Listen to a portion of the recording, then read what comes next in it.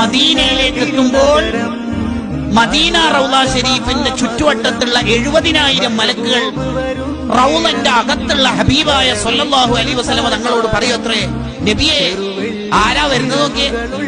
നമ്മള് പലതവണയായി മൂപ്പത്തിയുടെ മൂപ്പരുടെ സ്വലാത്ത തങ്ങൾക്ക് നമ്മൾ എത്തിച്ചേക്കണം. അവരുടെ സലാത്തും സലാമും അല്ലേ നമ്മൾ കൊല്ലങ്ങളായി പതിറ്റാണ്ടുകളായി ഇവിടത്തേക്ക് എല്ലാ ദിവസവും രാവിലെയും അല്ലെങ്കിൽ വൈകുന്നേരവും രാത്രിയും ഒക്കെ എത്തിക്കുന്നത്.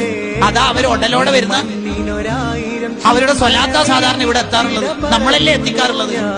ആ മനുഷ്യനാ വരുന്ന നബിയെ എന്ന് പറയലോടുകൂടി നബി സല്ലല്ലാഹു അലൈഹി വസല്ലം തങ്ങൾ മലക്കളോട് പറയുന്നു, ഓ നമ്മുടെ പ്രിയപ്പെട്ട ആളാണല്ലോ വരുന്നത്, നിങ്ങൾ അവർക്ക് വേണ്ട വിധത്തിൽ സ്വീകരണം കൊടുക്കണം. അവരെന്ത് ദുആ ചെയ്താലും ആമീൻ പറയണം. അള്ളാഹുവിനോട് പറഞ്ഞ ആ ആവശ്യങ്ങളൊക്കെ പൂർത്തിയായി കൊടുക്കണം. അവരെ നിങ്ങൾ മുസാഫഹത്ത് ചെയ്യണം. അവർക്ക് വേണ്ടതെല്ലാം ചെയ്തു കൊടുക്കണം. ആരുമില്ലാത്ത യൗമലായം സൗമാലും വലാ ബനൂൻ, ആരുമില്ലാത്ത പരലോകത്ത് ഞാൻ അവർക്ക് ശഫാഅത്ത് ചെയ്തോളാം. വജബത്ത് ലഹു ശഫാഅത്ത്. മൂന്നാമത്തെ